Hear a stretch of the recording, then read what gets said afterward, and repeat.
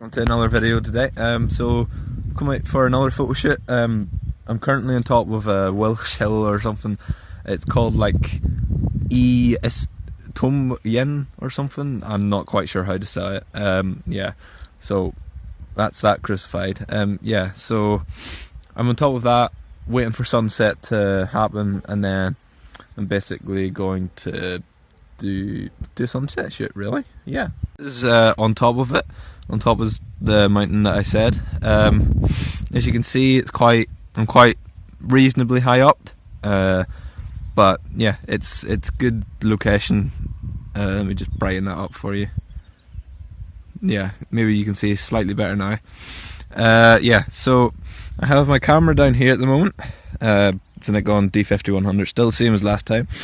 At the moment I've got the 18-55 on it with a filter, just to soften the sky a little bit. Yeah, so then I'm using, if you see these rocks here, they're like sort of pointing outwards, so I'm going to use those as like a leading line out to like the landscape over here, which I hopefully should work quite well with the sun setting. If I can focus on the sky there for a moment. Yeah, so the sun's nearly at sunset stage. It's about 5:45 right now, sunset, and about 6:10 to this evening. But yeah, so these clouds up here, they've only recently just appeared, because recently the whole day was basically just like that, not a cloud in sight, which would have been not very interesting sky, so to say, which would restrict the image quite a bit. So I'm hoping that when sunset happens, that these clouds like really light up the sky. Just gives it a little bit more interest, so to say. Yeah, so let me just take you through what settings I'm running this at. So I've decided to go for f/22. That's allowing me just really to get everything in focus back to front. You could use like f/8 or something, but I've decided that f/22 works the best as it restricts the colour, and I find working with f/22 allows me to get more colour, like sunset colours in. I'm currently at 1,000. I don't even know how you say that. 1.6 of a second. I think that's what that one is. Yeah, I'm currently at ISO 100, and white balance is set to auto. Yeah, so leading lines going from here and then out towards there with the clouds, and then the colour, they should have popped to be orange, really. Yeah, so my filters, they have a range of filters. Mine comes with 6. They're made by X Source. They have a range, so I have 3 types of graduated filters, as you can maybe see. Yeah, so there's graduated filters there. So you got the lightest of the light, and then got the medium, and then currently I've got the hardest on because the sun's quite strong at the moment. Yeah, and then you've got a range of like solid filters as well for blurring everything. Yeah, so there behind me there's also quite a nice view, but I'll just give you a panoramic now because the colours are starting to come in to the photo, so to say. Yeah, I feel like it could be a nice sunset. I'm just gonna fire off a shutter here just to see what everything's looking like, because I set up when the sun was slightly higher in the sky, so things could have changed. Yeah, so let's see, what have we got?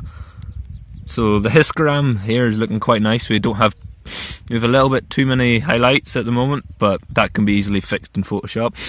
But the majority of the time that's quite a nice histogram. But yeah, so the photo, it looks quite like this. So we've got the leading lines going out and then out into the thing, as I said. Hopefully that cloud moves over a tiny bit more by the time sunset comes around. But yeah, might play a wee bit about with the settings here, because it's maybe too bright still. So I'm going to take it down to we'll try 2 there, see what happens. Yeah, so it's the foreground's very bright, still quite bright, so we'll take it down. Let me take it down to a fourth of a second, see what that's like. Yeah, so now everything's a little bit too dark. Oh, the screen's gone. See, now we've got far too much shadow, so fourth of a second was not quite right either. So I think either 2.5 of a second would be either what the ideal is. Yeah, that's looking quite nice. Let me just have a look at it again. So we're still getting a little bit of the spike in the highlights, so sometimes you just can't get it completely right in camera, but I'll try a third, see what happens there.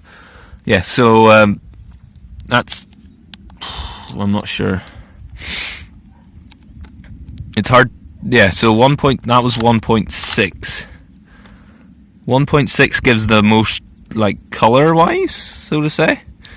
Like, gives you the most sunset colours. Let me try 1.3. That might be. See, that's too bright. That's far too bright. Oh, the screen's gone again. Yeah, as you can see, the screen's like that's very bright there, but it's hard to tell with camera LCDs, as they can be quite biased. But under this, it says it's quite unexperienced. But I'm going to try either 1.3 of a second or 1.6 of a second.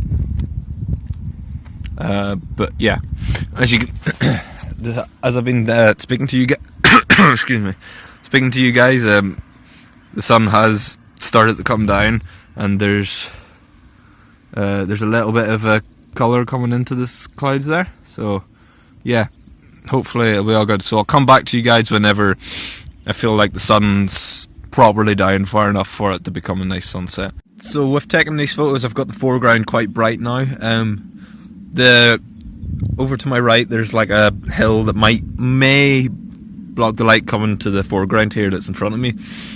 So with that, I'm tempted maybe to do a stack mount.